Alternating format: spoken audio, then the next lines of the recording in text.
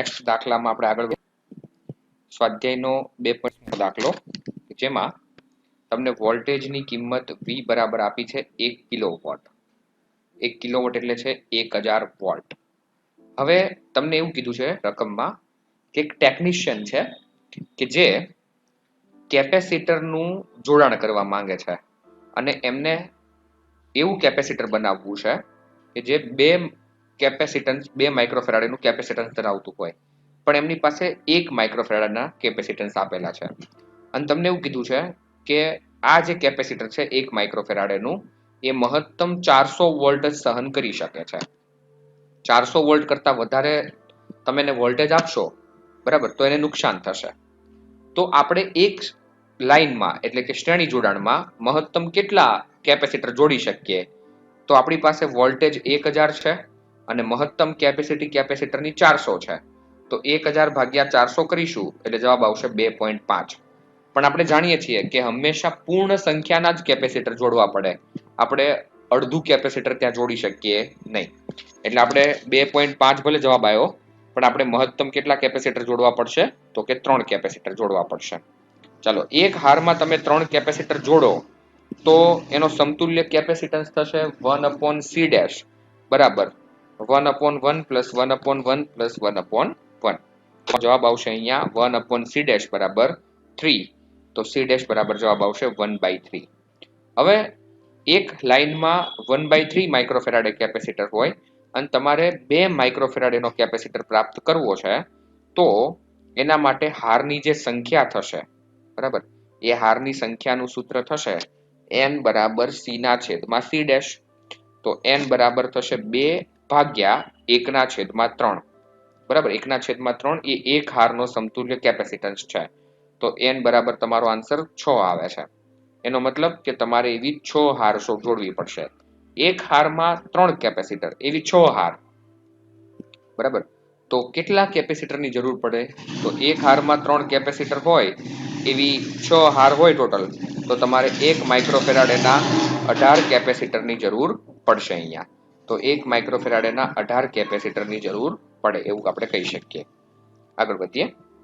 તમને એક નળાકાર કેપેસિટર આપેલું છે કે જેની 1.5 સેન્ટીમીટર અને 1.4 સેન્ટીમીટર, એટલે નળાકારની અંદર નળાકાર છે, જેમાં બાહ્ય ત્રિજ્યા 1.5 સેન્ટીમીટર એટલે કે 0.015 મીટર અને આંતરિક ત્રિજ્યા 1.4 સેન્ટીમીટર એટલે કે 0.014 મીટર છે. જ્યારે લંબાઈ 15 સેન્ટીમીટર એટલે કે 0.15 મીટર છે. તમારે આ નળાકારનું કેપેસિટન્સ શોધવું છે, પણ તમને રકમમાં આનું સૂત્ર આપી દીધું છે. કેપેસિટન્સનું સૂત્ર છે C બરાબર 2πε0L log E R1/R2. બરાબર, આ સૂત્ર છે નળાકારના કેપેસિટન્સનું. ફરીથી હું એકવાર સૂત્ર બોલીશ.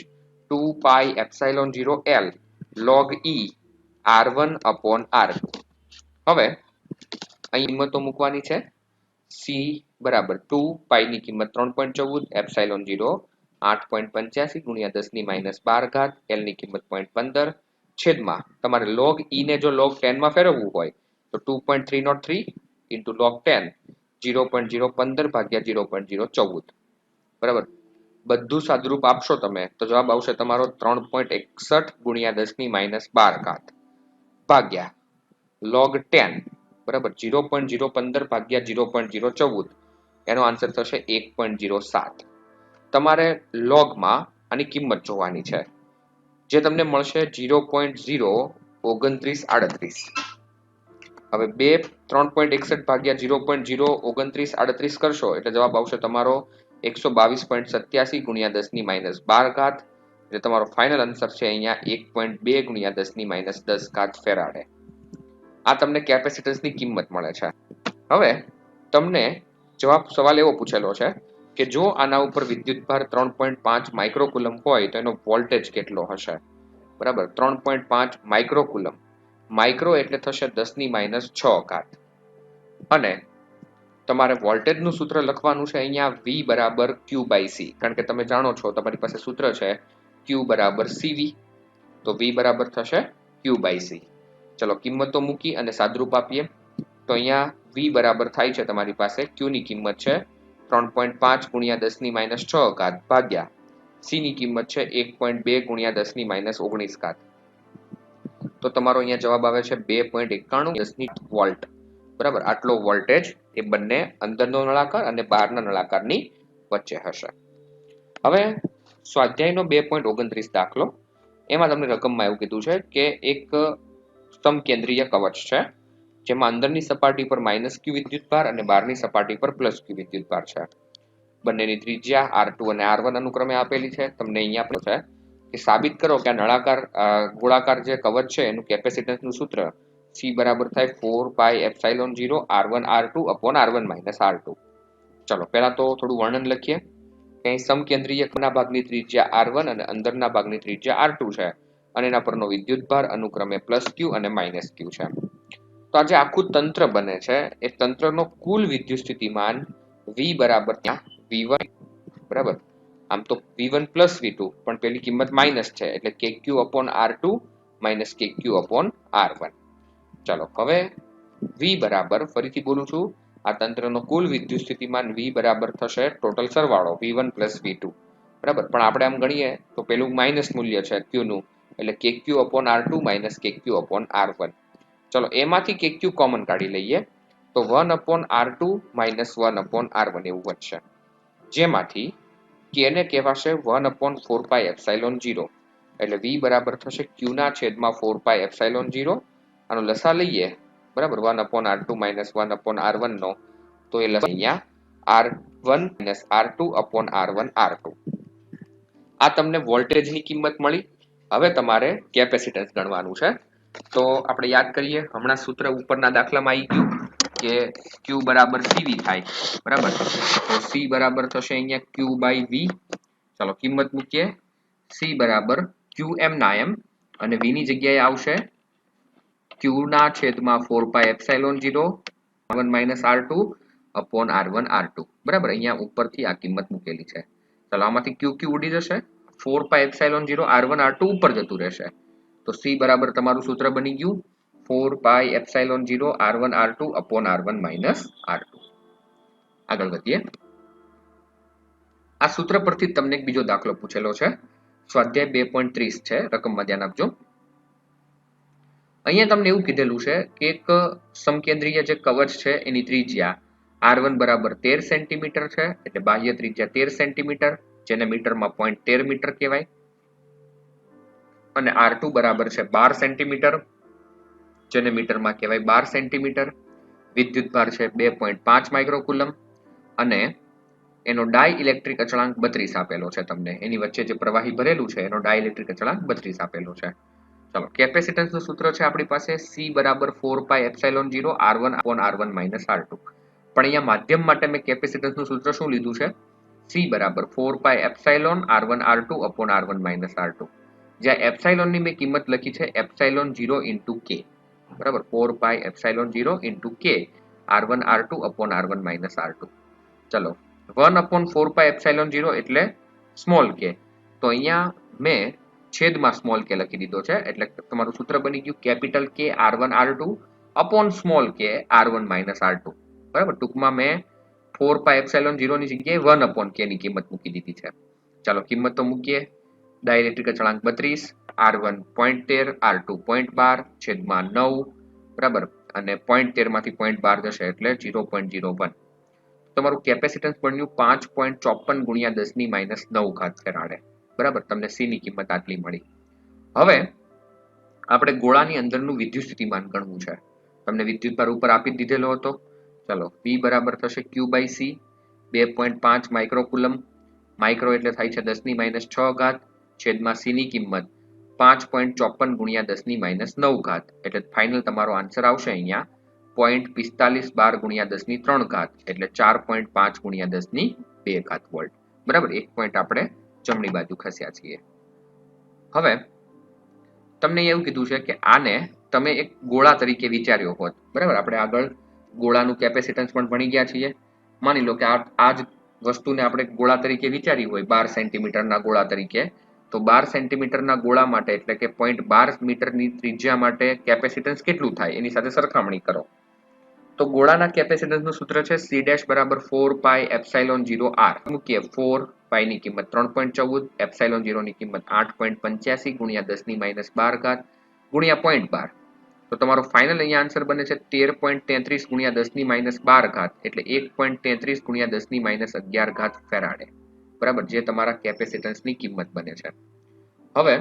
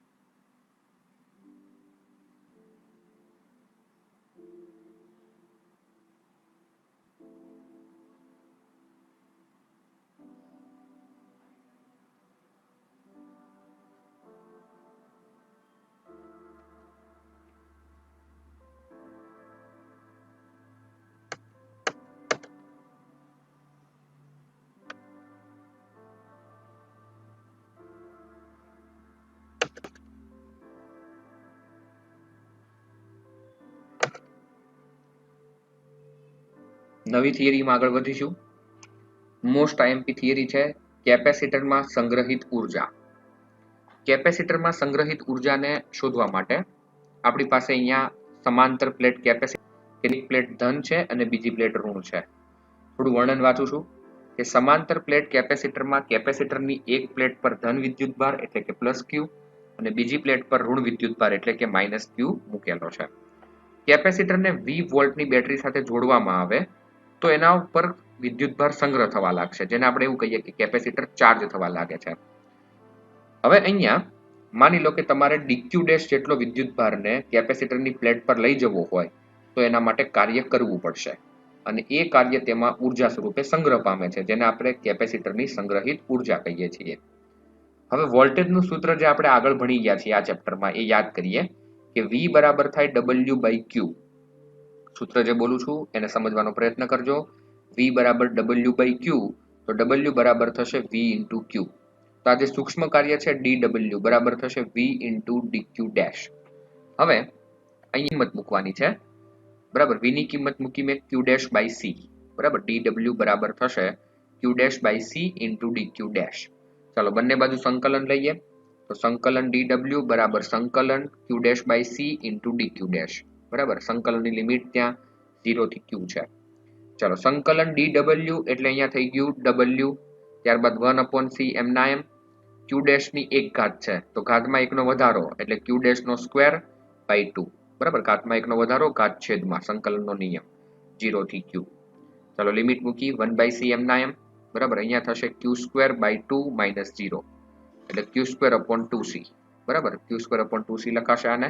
ચાલો Q બરાબર CV લખીએ તો C² V² upon 2C એવું લખાશે. C² V² upon 2C.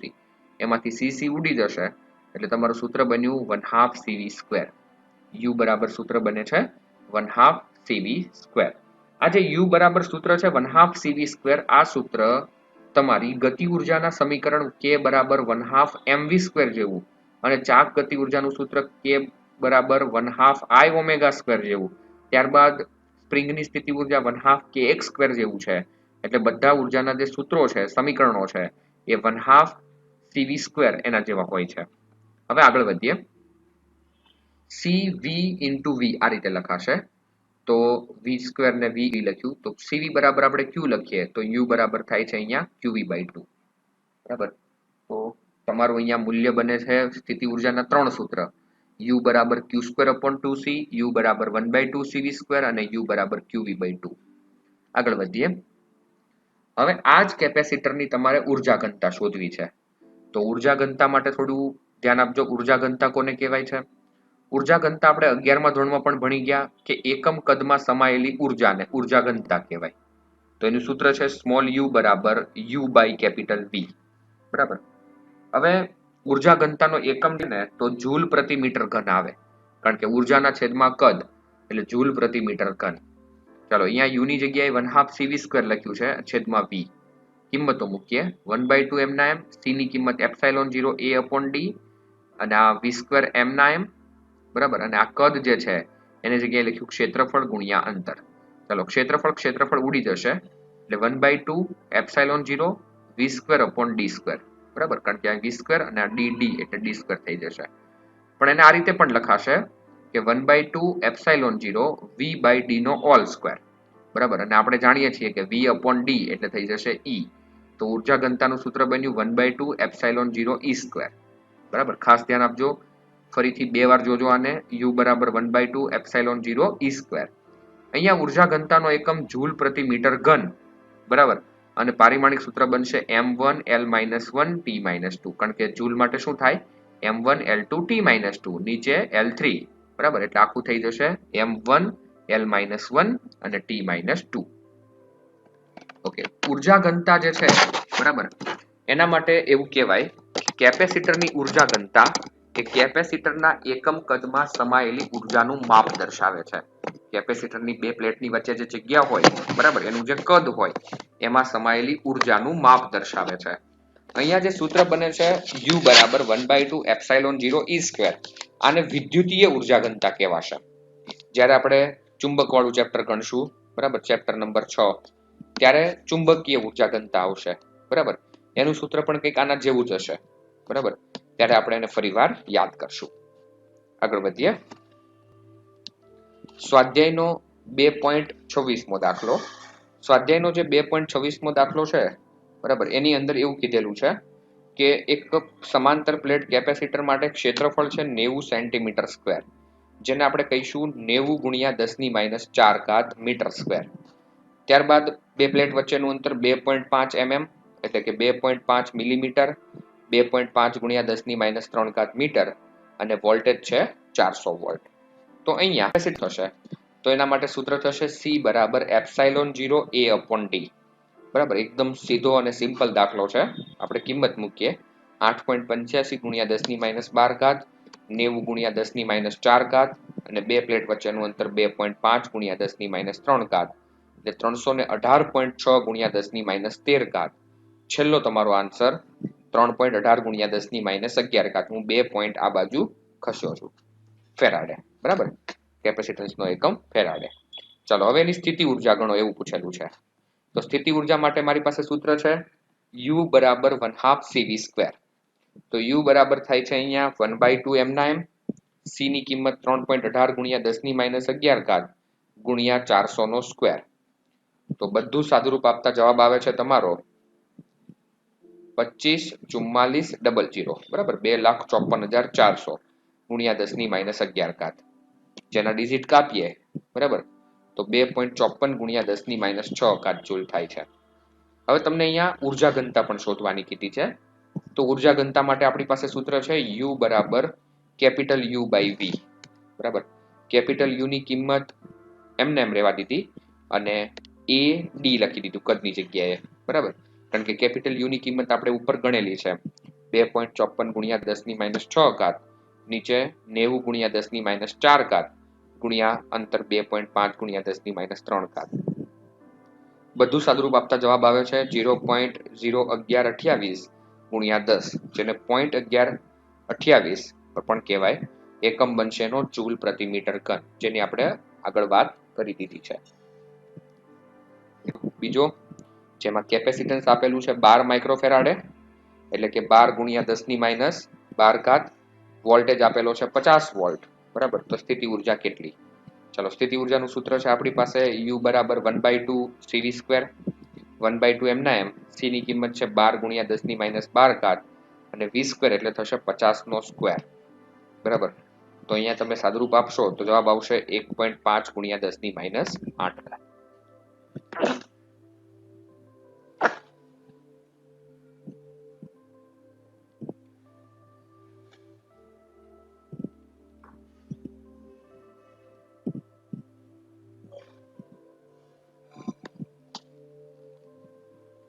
Example number 2.10 જો. ઉદાહરણ નંબર 2.10 માં એવું કીધેલું છે કે એક 900 પાઇકોફેરાડેનું કેપેસિટર છે, જેને 100 વોલ્ટની બેટરી વડે જોડતા તે ચાર્જ થાય છે. તો આની ઉર્જા કેટલી હશે એ પહેલા જોઈએ. અહીંયા ઉર્જાનું સૂત્ર છે આપણી પાસે U બરાબર 1/2 CV², જેમાં 1/2 એમને એમ રહેવા દીધા છે અને C ની કિંમત છે 900 ગુણ્યા 10⁻12. પછી V બરાબર, V ની કિંમત આપી છે આપણને 100². આ બધાનું સાદુરૂપ આપતા જવાબ આવે છે 4.5 ગુણ્યા 10⁻6 જૂલ. ઓકે, હવે રકમમાં એવું લખેલું છે કે તમારે અહીંયાથી 100 વોલ્ટની બેટરી હટાવી અને ત્યાં 900 પાઇકોફેરાડનું કેપેસિટર જોડવાનું છે, પણ જે વિદ્યુત ભારિત ના હોય. બરાબર, તો હવે એની પાસે ઉર્જા, તો અહીંયા તમે જેવું કેપેસિટર જોડશો, અહીં કેપેસિટર સાથે બીજું વિદ્યુતભાર વિહીન કેપેસિટર જોડતા તેના પરનો વિદ્યુતભાર અડધો અડધો વહેંચાઈ જશે, Q/2 અને વોલ્ટેજ પણ અડધો અડધો વહેંચાઈ જશે. બરાબર, તો જેનું સૂત્ર બનશે નવી સ્થિતિ ઉર્જાનું, બરાબર, એ થશે Q'(V'/2 × 2, કારણ કે બે કેપેસિટર છે હવે. બરાબર, તો Q/2 V/2 બરાબર ઇન્ટુ 1/2 ઇન્ટુ 2. તો અહીંયા જે 2 ઉડી જશે. બરાબર, અને QV/2 જે છે એની કિંમત આપણે જે ઉપર જે લખી હમણાં સ્થિતિ ઉર્જાની 4.5 ગુણ્યા 10⁻6. બરાબર, વધારાના ખાલી નીચે 2 વધશે, તો U' બરાબર થશે 2.25 ગુણ્યા 10⁻6 જૂલ. એટલે ટૂંકમાં અડધી ઉર્જા વધશે અને અડધી ઉર્જા ચાર્જિંગ દરમિયાન ગુમાવાશે, એવો મતલબ કરી શકાય. અહીંયા એના જેવો સેમ બીજો દાખલો આપેલો છે કે 600 પાઇકોફેરાડનું કેપેસિટર અને 200 વોલ્ટની બેટરી છે. બરાબર, તો પહેલા તો આપણે ઉર્જા ગણી લઈશું. U² પરથી 1/2, C ની કિંમત 600, પાઇકો એટલે 10⁻12, V² એટલે 200. બરાબર, તો તમારો જવાબ આવે છે 12 ગુણ્યા 10⁻6. ફરી વાર તમે એની સાથે 600 પાઇકોફેરાડનું કેપેસિટર જોડશો, તો અહીં કેપેસિટર સાથે બીજું વિદ્યુતભાર વિહીન કેપેસિટર જોડતા તેના પરનો વિદ્યુતભાર Q/2 થાય, તો તેનો વિદ્યુત સ્થિતિમાન V/2 થશે. બરાબર, એટલે Q/2 V/2 ઇન્ટુ 1/2 ઇન્ટુ 2. બરાબર, QV/2 એટલે થઈ જશે 12 ગુણ્યા 10⁻6 ભાગ્યા 2, એટલે 6 ગુણ્યા 10⁻6 જૂલ.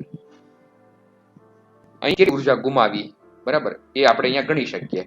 ગુમાવાતી ઉર્જા માટે મારી પાસે સૂત્ર છે U - U'. બરાબર, એટલે 12 ગુણ્યા 10⁻6 માઇનસ 6 ગુણ્યા 10⁻6. બરાબર, એટલે 6 ગુણ્યા 10⁻6 જૂલ અહીંયા ઉર્જા વધશે. સ્વાધ્યાયનો 2.33મો દાખલો. તમને ડાય ઇલેક્ટ્રિક અચળાંકની કિંમત 3 આપેલી છે. વિદ્યુત ક્ષેત્ર છે 10⁷ વોલ્ટ પ્રતિ મીટર અને વોલ્ટેજ આપેલો છે 1 કિલોવોલ્ટ, એટલે કે 1000 વોલ્ટ. તો અંદરનું જે વિદ્યુત ક્ષેત્ર છે એ 10% જેટલું ઘટશે. તો E ના 10% એટલે 10⁷ ના 10% એટલે 10⁶ થયા. બરાબર, E0. હવે C બરાબર તમને 50 પાઇકોફેરાડે આપેલું છે, તો તો એનો એરિયા કેટલો હશે. બરાબર, તો એરિયા ગણવા માટે પહેલા તો આપણે C બરાબર સૂત્ર મૂક્યું ε0A/d. બરાબર, હવે આપણે અહીંયા D ની કિંમત પહેલા શોધવી છે, તો D બરાબર થશે V/E0. બરાબર, 10⁻3/10⁶ એટલે 10⁻3. ચાલો હવે કેપેસિટન્સના સૂત્રમાંથી આપણે એરિયાને કરતા બનાવીએ. તો કેપેસિટન્સનું સૂત્ર મારી પાસે છે ε0A/d. ચાલો એમાંથી A ને કરતા બનાવો, તો A બરાબર થશે CD/ε0. બરાબર, 50 પાઇકો એટલે 10⁻12, D ની કિંમત 10⁻3 છેદમાં 8.85 ગુણ્યા 10⁻12, તો કિંમત થઈ 5.64 ગુણ્યા 10⁻3 મીટર સ્ક્વેર. બરાબર, તમારે D ની કિંમત V અને E0 પરથી ગણવાની છે. એક ખાસ બાબત અહીંયા નોંધવી.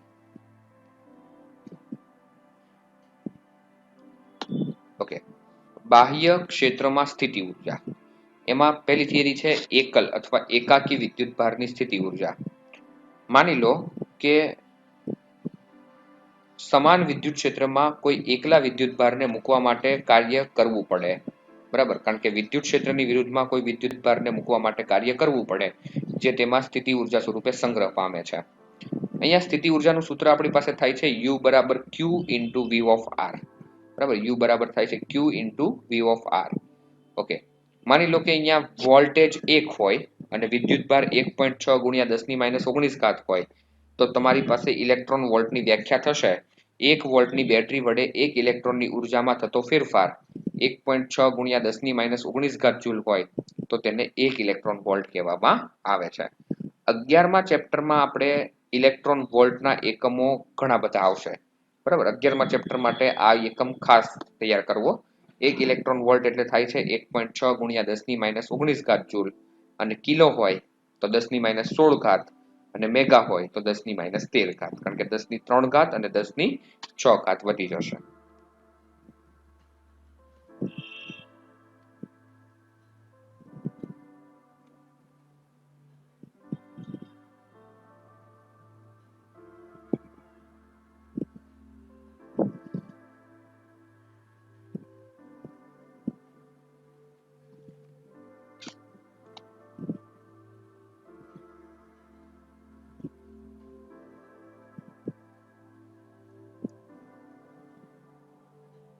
આગળ વધીએ કે બાહ્ય ક્ષેત્રમાં બે વિદ્યુતભારને મૂકો છો. બરાબર. તો બાહ્ય વિદ્યુત ક્ષેત્રમાં બે વિદ્યુતભારના તંત્રની સ્થિતિ ઉર્જા કેટલી થાય છે એના માટે વાત કરીએ. બાહ્ય ભારના તંત્રની સ્થિતિ ઉર્જાની અંદર તમે Q1 અને Q2 વિદ્યુતભારને મૂકો છો, તો એના માટે મૂકવા માટે તમારે કાર્ય કરવું પડશે. અને એ તો અહીંયા પહેલા વિદ્યુતભારને મૂકવા માટે જે કાર્ય કરવું પડે એનું સૂત્ર આપણે જે થિયરીમાં ભણી ગયા એ પ્રમાણે U1 બરાબર થશે Q1 અને V ઓફ R1. બરાબર. અને બીજા વિદ્યુતભારનું કાર્ય કરવું પડશે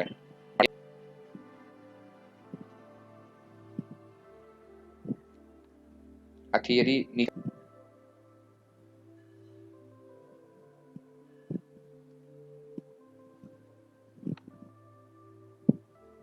ચલો, અહીંયા બાહ્ય વિદ્યુત ક્ષેત્રમાં ડાયપોલની સ્થિતિ ઉર્જા. બરાબર. માની લો કે આ બે જ વિદ્યુતભાર છે અને બે વિદ્યુતભારને તમારે એક વિદ્યુત ક્ષેત્રમાં મૂકવા છે, જે અહીંયા +Q અને -Q સ્વરૂપે આપેલા છે. તો આકૃતિમાં એક સમાન વિદ્યુત ક્ષેત્રમાં એક વિદ્યુત ડાયપોલને થીટા ખૂણે મૂકેલી છે, અને આ ડાયપોલ પર લાગતું તમારે ટોર્ક શોધવું હોય તો ટોર્કનું સૂત્ર છે તમારી પાસે ટાઉ બરાબર P ક્રોસ E, જે તમે પહેલા ચેપ્ટરમાં ભણી ગયા. એટલે ટાઉ બરાબર થશે અહીંયા P sin થીટા. હવે ડાયપોલને સમાન વિદ્યુત ક્ષેત્રની અંદર થીટા ખૂણે મૂકવા માટે તે વિદ્યુતને સમાંતર બનવાનો પ્રયત્ન કરે છે, અને થીટા ખૂણે મૂકવા માટે ફરીવાર કાર્ય કરવું પડશે. આ કાર્ય તેમાં સ્થિતિ ઉર્જા સ્વરૂપે સંગ્રહ પામશે, જેને ડાયપોલની સ્થિતિ ઉર્જા કહે છે. તો ડાયપોલની સ્થિતિ ઉર્જાનું મારી પાસે સૂત્ર છે W બરાબર સંકલન ટાઉ ઇન્ટુ ડી થીટા, જે ચાક ગતિ માટેનું કાર્ય છે. હવે અહીંયા W બરાબર θ0 થી θ1 ની લિમિટ અને ટાઉની જગ્યાએ લખ્યું P sin θ into d theta. તો W બરાબર P બહાર નીકળી ગયું, સંકલન sin θ ઇન્ટુ ડી થીટા, θ0 થી θ1. ચલો, sin θ નું સંકલન થઈ છે અહીંયા -cos θ. તો U બરાબર થશે P -cos θ, θ0 થી θ1.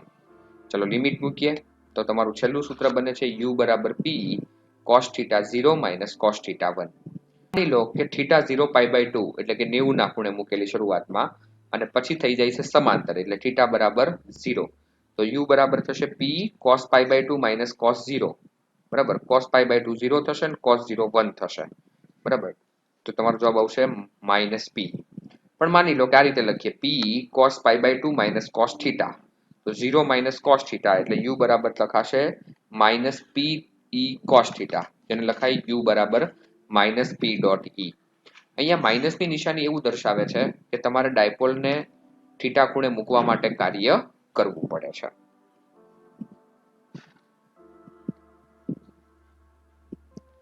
હવે આ જે આખું તંત્ર છે એને ગોઠવણી માટે કરવું પડતું કાર્ય U બરાબર Q1 VR1. Q1 VR1 એ પહેલા વિદ્યુતભારને તંત્રમાં મૂકવા માટે એટલે વિદ્યુત ક્ષેત્રમાં મૂકવા માટે કરવું પડતું કાર્ય. પછી Q2 VR2 એટલે બીજા વિદ્યુતભારને વિદ્યુત ક્ષેત્રમાં મૂકવા માટે કરવું પડતું કાર્ય. અને KQ1 Q2 upon R12 એ બીજા વિદ્યુતભારને પહેલા વિદ્યુતભારની સાપેક્ષમાં મૂકવા માટે કરવું પડતું કાર્ય છે. તો અહીંયા કિંમતો મૂકવાની છે. ડાયપોલમાં જાણો છો એક વિદ્યુતભાર ધન હોય છે, એક વિદ્યુતભાર ઋણ હોય છે. તો U બરાબર Q1 ની જગ્યાએ Q લખ્યું, V of R N V R1 M ના M, પછી Q2 ની જગ્યાએ -Q લખ્યું એટલે -Q V of R2 M ના M, પછી -KQ² અને બંને વચ્ચેનું અંતર 2a છે. ચાલો, પહેલા બે જે સ્ટેપ છે એમાંથી Q કોમન નીકળી જશે, એટલે U બરાબર Q common VR1 VR2 minus, બરાબર, K ની કિંમત 1/4πε0 એટલે Q² upon 4πε0 into 2a છે. ચાલો, Q M ના M અહીંયા VR1 માઇનસ VR2 એની જગ્યાએ લખાશે માઇનસ E2A cos થીટા, કારણ કે આપણે જાણીએ છીએ V બરાબર થાય E ઇન્ટુ D, બરાબર. માઇનસની નિશાની એવું દર્શાવે છે કે વોલ્ટેજ વધે ત્યાં વિદ્યુત ક્ષેત્ર ઘટે છે, બરાબર. એટલે માઇનસ E2A cos થીટા છે. Minus Q² upon 4πε0 into 2A એમ ના એમ. ચાલો અહીંયા 2AQ, બરાબર. 2AQ એટલે P થઈ જશે, એટલે minus P cos theta minus Q² upon 4πε0 2A, આ પદ તો એમને રહેવા દેવાનું છે. માઇનસ P cos થીટા, બરાબર, એટલે થાય છે માઇનસ P ડોટ E. હવે આના પરથી એક દાખલો પણ છે, એ પછી આપણે જોઈએ. પહેલા એક્ઝામ્પલ નંબર 2.6 જુઓ. તમને એક મોટો પદાર્થ આપેલો છે, જેમાં એક અણુની ડાયપોલ ચાક માત્રા તમને આપેલી છે 10⁻29 કુલમ ઇન્ટુ મીટર. તો 1 મોલ જથ્થાની ડાયપોલ ચાક માત્રા કેટલી થશે? તો એને 1 મોલ અણુ સાથે ગુણવા પડશે. 6.022 ગુણ્યા 10⁻23 ગુણ્યા 10⁻29. તમારો જવાબ આવે છે 6.010 ક્ષેત્ર છે 10⁶, બરાબર. તો પ્રારંભિક ઉર્જા ગણી લેવાની. UI બરાબર minus P cos theta minus 6 ગુણ્યા 10⁻6 ગુણ્યા 10⁻6 ગુણ્યા cos 0, એટલે તમારો જવાબ આવે છે -6 જૂલ. અંતિમ ઉર્જા માટે UF બરાબર થશે minus P cos theta dash, બરાબર. -6 ગુણ્યા 10⁻6 ગુણ્યા 10⁻6 અને અહીંયા cos 60, બરાબર. cos 60 એટલે થશે 1/2, એટલે જવાબ આવે છે -3 જૂલ. સ્થિતિ ઉર્જાનો તફાવત બનશે UF માઇનસ UI, અંતિમ માઇનસ પ્રારંભિક, -3 -6, તો સ્થિતિ ઉર્જાનો તફાવત બને છે 3 જૂલ, બરાબર. આ 3 જૂલ જે ઉર્જા છે ઉર્જા સ્વરૂપે વ્યય પામે છે. હવે છેલ્લો દાખલો બાકી છે. ઓકે, તમારું કીધું છે કે 7 ઓહ્મનો વિદ્યુતભાર છે Q1, એટલે કે 7 ગુણ્યા 10⁻6 અને Q2 બરાબર છે -2 માઇક્રોકુલમ, એટલે કે -2 ગુણ્યા 10⁻6 કુલમ. બંને વચ્ચેનું અંતર છે 18 સેન્ટીમીટર, એટલે કે 0.18 મીટર. હવે આ વિદ્યુતભારની બાહ્ય ક્ષેત્ર કેટલી થશે? તો એ ગણી લઈએ. U બરાબર K Q1 Q2 upon R, એની કિંમત છે 9 ગુણ્યા 10⁹, Q1 ની કિંમત 7 ગુણ્યા 10⁻6 -6 છેદમાં 18. જવાબ આવે છે -700 ગુણ્યા, એટલે -7 જૂલ. હવે પાસે લાવવા માટે કેટલું કાર્ય કરવું છે? તો ડબલ બરાબર U ઇન્ફાઇનાઇટ માઇનસ UP, બરાબર. U ઇન્ફાઇનાઇટ ની જગ્યાએ 0 માઇનસ -0.7, તમારો જવાબ આવશે +0.7 જૂલ. હવે આ સી મુદ્દો મહત્વનો છે. તમને અહીંયા એવું કીધું છે કે E બરાબર છે A ઇન્ટુ કૌંસમાં 1/r², જ્યાં A ની કિંમત આપેલી છે 9 ગુણ્યા 10⁵ ન્યૂટન ઇન્ટુ મીટર સ્ક્વેર પર કુલમ. ઓકે, હવે આ તંત્રને પ્રાપ્ત કરવા માટે કેટલી ઉર્જા જોઈશે? તો આ તંત્રની સ્થિતિ ઉર્જાનું સૂત્ર આપણે આગળ હમણાં જ ભણી ગયા કે U બરાબર થશે Q1 V of R1 plus Q2 V of R2 plus K Q1 Q2 upon R1. કિંમતો મૂકીએ. અહીંયા V1 ની જગ્યાએ કરતા બનાવો, બરાબર. તો V1 ની જગ્યાએ કરતા બનાવશો તો Q1 એમને એમ રહી જશે અને V1 જગ્યાએ થશે A અપોન R1, બરાબર. વોલ્ટેજને કરતા બનાવશો તો A અપોન R1 થશે અને પ્લસ Q2 એમ ના એમ અહીંયા થશે A અપોન R2 અને K Q1 Q2 upon R12 ની જગ્યાએ U લખી દીધું છે. ચલો બધી કિંમત લખવાની છે. A ની કિંમત 9 ગુણ્યા 10⁵, Q1 ની કિંમત 7 ગુણ્યા 10⁻6 છેદમાં R1 ની જગ્યાએ 0.09 પ્લસ ફરીવાર A ની કિંમત 9 ગુણ્યા 10⁵ ગુણ્યા Q2 ની કિંમત -2 ગુણ્યા 10⁻6 છેદમાં R2 ની કિંમત 0.09 અને એમાંથી તમારે -0.7 બાદ કરવાનું છે. 700 ગુણ્યા 10⁻1 માઇનસ 200 ગુણ્યા 10⁻1 -0.7. 70 માંથી 20 જાય -0.07, સોરી 0.7. 70 માંથી 20 જાય તો 50 વધશે અને 50 માંથી 0.7 જાય, તમારો છેલ્લો જવાબ આવશે 49.3